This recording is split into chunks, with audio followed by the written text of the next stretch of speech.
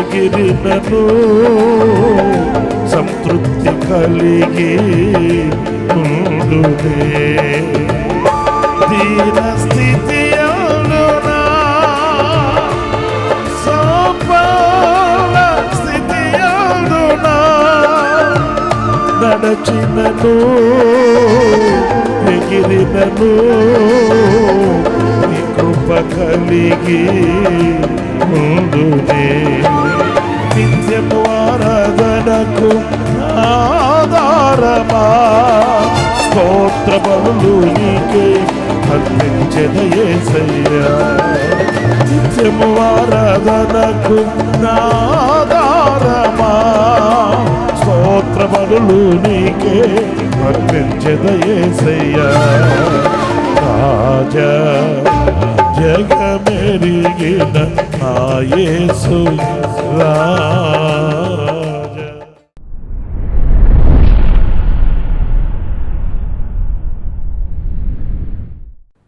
Praise the lord. ప్రభు అయిన యేసుక్రీస్తు నామంలో మీ అందరికీ మా హోసన్న మినిస్ట్రీస్ తరపున హృదయపూర్వకమైన వందనాలు తెలియపరుస్తున్నాను. పురులారా, ఈ పూట దేవుని సన్నిధిలో మనం ఆయన వాక్యపు దర్శనాన్ని చూడడానికి, ఆయన వాక్యపు దర్శనం చేత తృప్తిపరచబడడానికి ప్రభు అనుగ్రహించిన ఈ చక్కటి సదవకాశం కొరకై ప్రభుని స్తుతిస్తున్నాను, శిరస్సు వంచి నమస్కరిస్తున్నాను. సజీవులుగా ఈ దినం ప్రభు మనల్ని ఉంచాడు. మనం నిన్నటి వారమే ఆయన దయచేత కృపచేత ఈ దినాన్ని కూడా ప్రభు మనకు అనుగ్రహించాడు. అందుకు ఎంతైనా మనం కృతజ్ఞులం, ఆయన స్తుతించబద్ధులం. మంచిది. ఈ పూట పరిశుద్ధ గ్రంథంలో నుంచి ఆదికాండం 16వ అధ్యాయం 13వ వాక్యాన్ని నేను చదువుతున్నానండి. చూచుచున్న దేవుడవు నీవే అను పేరు అతనితో మాట్లాడిన యెహోవాకు పెట్టెను. ఎలయనగా నన్ను చూచిన వాణ్ణి నేనిక్కడ చూచితిని గదా అని అనుకొనెను. ఈ చరిత్ర మనకు బాగా తెలుసు. అబ్రహాము ఇంట దాసిగా ఉన్న హాగరు ఆమె అరణ్యమునకు పారిపోతూ ఉన్నప్పుడు ఏ దిక్కు దశలేని పరిస్థితులలో పలకరించే వ్యక్తి కానరాని నిశీధిలో ఆమె ఒంటరిగా నిలిచిపోయి అలసిపోయింది. ఆనాడు పరిశుద్ధుడైన దేవుడు ఆమెను పలకరించడం, ఆమెతో మాట్లాడడం, ఆమెను ధైర్యపరచడం, ఇవన్నీ మనకు తెలిసిన చరిత్రలే. అయితే ఇక్కడ ఆమె ఆయనకు పెట్టిన పేరేంటంటే, ఆమె అనుభవాలలో నుంచి వచ్చిన ఒక చక్కటి శ్రేష్టమైన మాట ఏంటంటే, నీవు చూచుచున్న దేవుడవయ్యా అని ఆయనకు పేరు పెట్టింది. నిజమే, మనుషులు ఎవ్వరు చూడని స్థితిని ప్రభు చూస్తాడు. నేను అంటాను, ఏదో ఒక అరణ్యములో ఆమె ఉంది అని కాకుండా ఆమె బ్రతికే ఒక అరణ్యముగా మార్చబడిన స్థితి ప్రభువుకు తెలుసు. ఏ తోడు నీడ లేని ఒంటరితనం ప్రభువుకు తెలుసు. ఏ ఆదరాభిమానాలు లేని అభాగ్యురాలుగా నిలిచిన స్థితి ప్రభువుకు తెలుసు. ప్రియులారా, ఆయన మనల్ని చూచే దేవుడు. అంటే మన అంతరంగాన్ని చూస్తాడు. ఆయన దృష్టి మన మీద సాలిస్తాడు. మనం ఏ స్థితిలో ఉన్నామో అనేది ఆయన చూచుచూ ఉన్న దేవుడు. ఒకవేళ ఈ రోజున ఈ మాటలు వింటున్న నీవు ఏ స్థితిలో ఉన్నావు నాకు తెలియకపోవచ్చు. కానీ సర్వశక్తి కలిగిన దేవునికి సమస్తం తెలుసు. ఆయన చూస్తున్నవాడండి, చూస్తున్నవాడు. ఆయన చూపులకి అడ్డు ఏమీ కూడా లేదు, ఆటంకం ఏమీ కూడా లేదు. ఆయనకి చాటైన చోటు లేదు, ఆయనకి మరుగైన సంగతి లేదు. సమస్తం తెలుసు.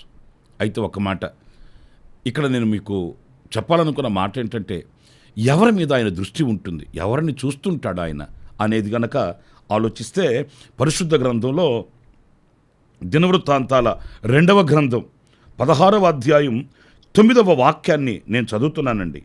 తన ఎడల యథార్థ హృదయము గల వారిని బలపరచుటకై యెహోవా కనుదృష్టి లోకమందంతటా సంచారము చేయుచున్నది. పిల్లలు ఇక్కడ చూడండి, ఆయన ఎడల యథార్థ హృదయము గలవారిని అనంటే ఈరోజు మనకు కావాల్సింది యథార్థ హృదయం అండి. పరిశుద్ధ గ్రంథంలో మనం చదువుతాము, కొందరిలో కొన్ని బలహీనతలు పొడచూపాయి, కొన్ని అవిధేయతలు వాటెళ్ళాయి. వాని బ్రతుకులో కొన్ని చీకటి దినాలు తటస్థించాయి. అయితే దేవుడు వారిని కరుణించడానికి గల కారణం ఏంటి? దేవుడు కృప చూపడానికి గల కారణం ఏంటి?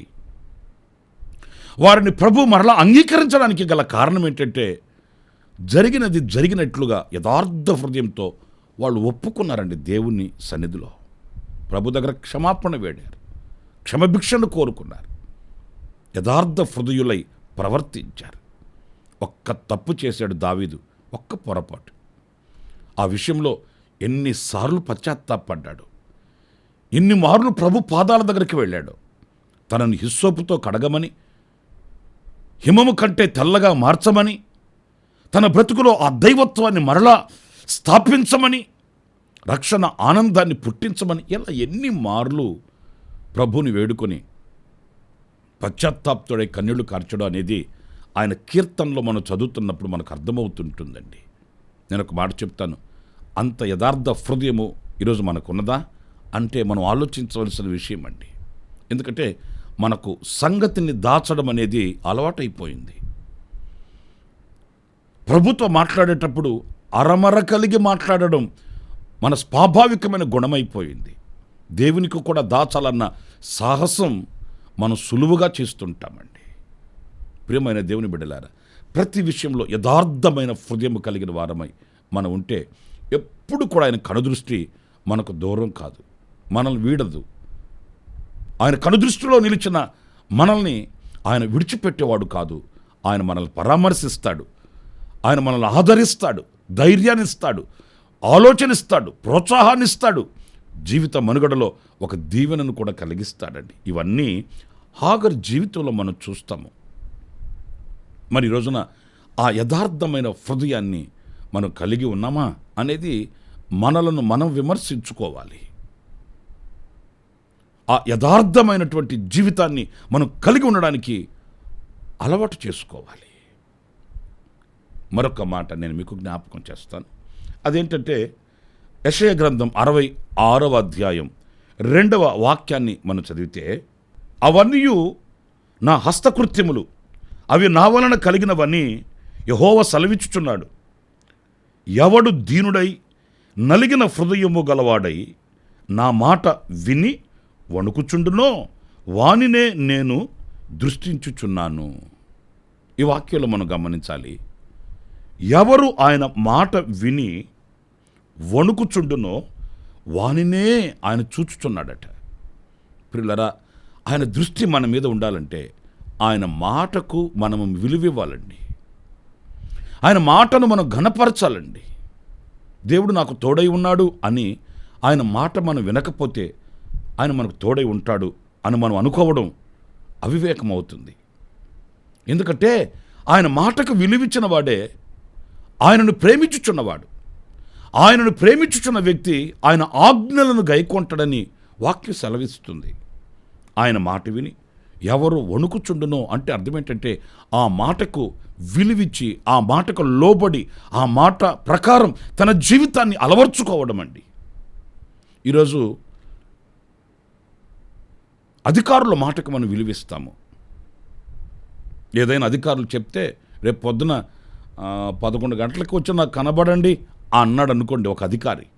ఆయన 11 గంటలకు రమ్మంటాడు, మనం 10 గంటలకే వెళ్ళి వెయిట్ చేస్తుంటామండి. డాక్టర్ గారు ఒక మాట చెప్పాడు అనుకోండి, తూచా తప్పకుండా పాటిస్తామండి, ఆ మాటకే లోబడతామండి. స్నేహితులు ఒక మాట చెప్పారనుకోండి, ఆ మాటకే లోబడతామండి, విలువిస్తామండి. కానీ బాధాకరమైన విషయం ఏంటంటే సర్వశక్తి కలిగిన దేవుడు చెప్పిన మాటకి మనం విలువివ్వలేకపోతున్నామండి. ఆదివారం దేవుని మందిరానికి వెళితే కొంతమంది 4-5 పేజీలు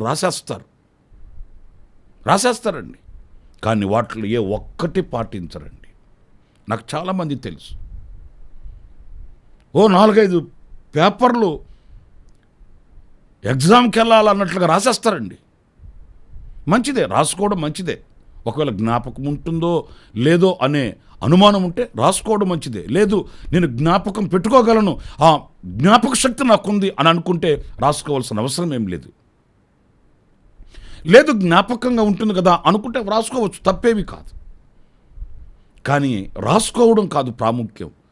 ఆ వ్రాసిన దానిని, వినిన దానిని మనం అవలంబించాలి. ఆ మాటకు విలువ ఇవ్వాలి కదా, ఆ మాటకు విలువ ఇవ్వాలి కదండి.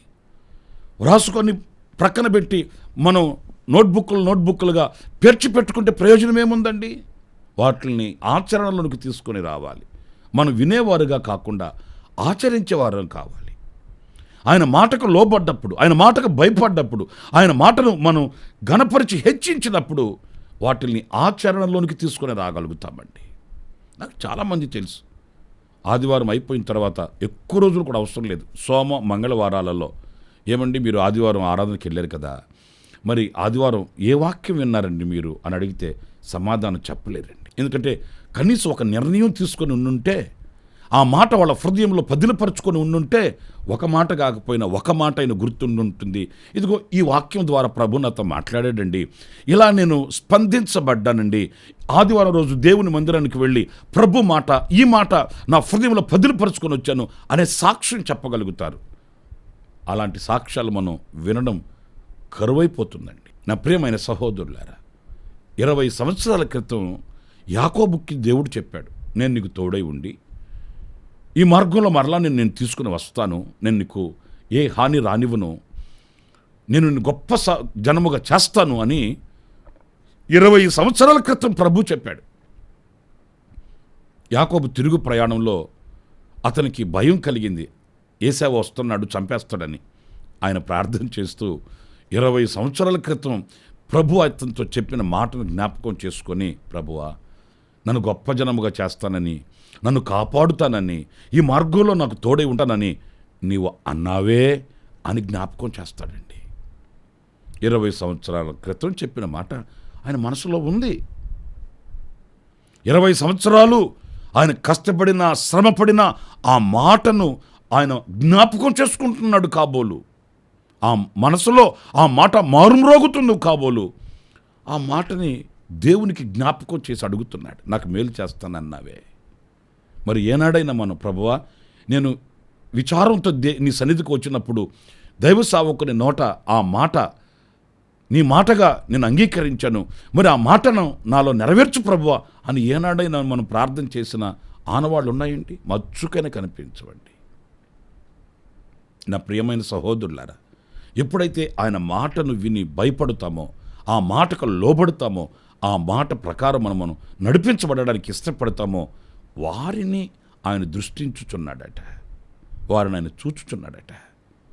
చూస్తూ అంటే మౌనంగా చూస్తూ ఊరుకోవడం కాదు, వాళ్ళని పరామర్శిస్తాడు, వాళ్ళని ఆదరిస్తాడు, వాళ్ళని ధైర్యపరుస్తాడు, వారి కొరకై అద్భుతాలు చేస్తాడు. మరి ఈ రోజున ఒక్కసారి మనం పరిశీలించుకోవాలి. మరొక మాట కూడా నేను మీకు జ్ఞాపకం చేస్తాను. కీర్తనల గ్రంథం 34వ కీర్తన 15వ చరణాన్ని నేను చదువుతున్నానండి. యెహోవా దృష్టి నీతిమంతుల మీద ఉన్నది. ఒకే మాట, ఎవరిని ఆయన చూస్తున్నాడంటే నీతిమంతులను చూస్తున్నాడటండి.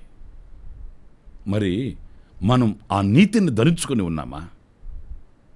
లోకంలో బ్రతుకుతూ దుర్నీతి చేత నింపబడి, స్వనీతి చేత కప్పబడి, దేవుడు నన్ను చూడాలి, నా కన్నుడు చూడాలి, నా బ్రతుకును చూడాలి, నా కుటుంబాన్ని చూడాలి, నా యొక్క కష్టాన్ని చూడాలి అని అనుకోవడం ఎంత అవివేకమైన పని. నీతిమంతుల మీద ఆయన దృష్టి ఉందట, నీతిమంతులను ఆయన చూస్తున్నాడట. మరి మీరు ఆలోచించండి, మనం ఎంత నీతిమంతులముగా ఉన్నామో, మన నోటి మాట ఎంత నీతి కలిగినదై ఉంది, మన ప్రవర్తన ఎంత నీతి కలిగినదై ఉంది. లోకపు నీతి కాదండి, దైవనీతి.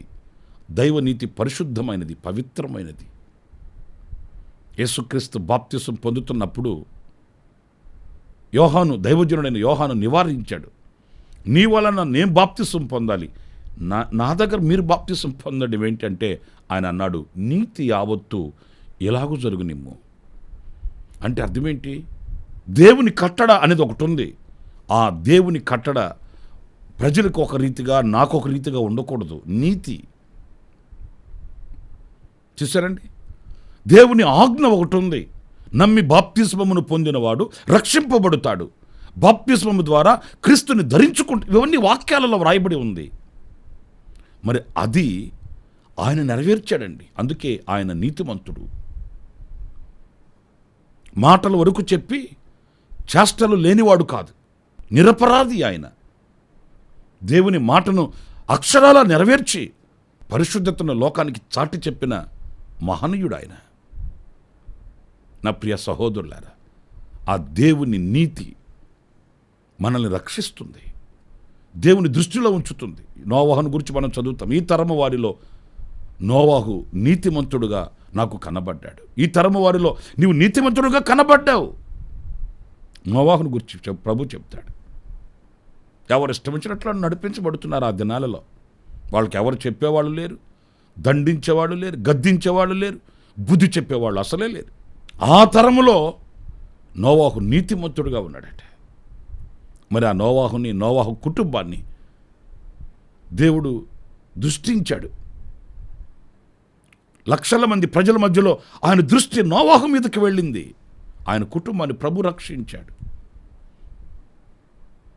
నా ప్రియ సహోదరులారా, మనం నీతిమంతులమైతే, నీతియుక్తమైన ప్రవర్తన కలిగిన వారమైతే, వక్రత మనకు అనవసరమండి. వాళ్ళు నీతిమంతులా, వీళ్ళు నీతిమంతులా, వాళ్ళు పరిశుద్ధంగా ఉన్నారా, వీళ్ళు ఇవన్నీ మనకు అనవసరం. నేను నీతిగా ఉన్నానా, నేను నీతిమంతుడనై ఉన్నానా అనే పరిశీలన, పర్యవేక్షణ మనకుండాలి. నీతిని అనుసరించి మనం నడిచినప్పుడు ఆ నీతిమంతులైన వ్యక్తుల మీద దేవుని దృష్టి ఉంటుంది. ఆ దేవుని దృష్టి మనల్ని ఎప్పుడు ఒంటరినిగా ఉంచదండి. ఆ దేవుని దృష్టి మనల్ని ఎప్పుడు ఒంటరిగా చేయదు. హాగరు ఒంటరిని అనుకున్నారు, కానీ దేవుడు ఆమెను ఒంటరిగా కాదు కదా, నేను నీతో వస్తున్నానమ్మా, నేను నీతో నడుస్తున్నాను, నేను నీ ప్రక్కనే ఉన్నాను, నేను నిన్ను చూస్తున్నాను అన్నట్లుగా ప్రభు వెన్ను తట్టలేదా? గనుక మనము కూడా నీతిమంతులమై ఆయన దృష్టిలో ఉండాలని ఆశపడదాం. 3 విషయాలు నేను మీతో చెప్తూ వచ్చాను. ఎవరి మీద ఆయన దృష్టి ఉంటుందంటే యథార్థవంతుల మీద ఉంటుంది. ఎవరు ఆయన వాక్యానికి లోబడి భయపడి వణుకుచుంటారో, లోబడి ఆ మాటను ఆచరిస్తారో వారి మీద ఉంటుంది. ఎవరు నీతిమంతులై ఉంటారో వారి మీద ఆయన దృష్టి ఉంటుందని దేవుని వాక్యం సెలవిస్తుంది. అలాంటి ప్రవర్తన కొరకై మనం ప్రార్థన చేసుకుందాము. తలలు వంచండి. ఆశ్చర్యకరుడమైన తండ్రి, జీవాధిపతి అయిన ప్రభువా, మీకు వందనాలు. నాయనా, మీ దృష్టిలో మేము ఉండాలి, మీ కనుచూపుల పరిధిలో మేము బ్రతకాలి. ఎలాంటి వారిని మీరు చూచుచున్నారో మీ లేఖనాలలో నుంచి మేము చూడగలిగాము, గ్రహించగలిగాము. అలాంటి సత్ప్రవర్తన మాకు ఒక్కొక్కరికి మీరు అనుగ్రహించండి. ఇదిగో ఈ మాటలు విని ఈ ప్రార్థనలో ఎంతమంది నాయన పాలు పొందుతున్నారో, ఏకీభవిస్తున్నారో వారినందరినీ కూడా మీ చేతులు సమర్పిస్తున్నాను. ఇలాంటి సత్ప్రవర్తన అనుగ్రహించి మీ కనుచూపుల పరిధిలో ఒక్కొక్కరిని నడిపించి మీ మహిమను మీ బిడ్డల మీద మీరు ప్రకాశింపు చేసి సాక్షిగా వాడుకొనమని ఆశ్చర్యకరమైన మీ హస్తానికి మమ్మల్ని అప్పగించుకుంటూ యేసు నామములో ప్రార్థించి వేడుకొనుచున్నాను తండ్రి. ఆమేన్. ఆమేన్. ప్రభు మిమ్మల్ని ఆశీర్వదించి దీవించునుగాక. ఈ దినమంతా విశేషమైన కృప నా దేవుడు మీకు సమృద్ధిగా అనుగ్రహించునుగాక. ఆమేన్. ప్రతిదినము ఈ అనుదిన కృపాను సందేశముల కొరకు, ఇంకా మరిన్ని ఆత్మ సంబంధమైన సందేశాల కొరకు ఈ మా యూట్యూబ్ ఛానల్ ను సబ్స్క్రైబ్ చేసుకోండి. Pastor Ramesh hosanna ministries.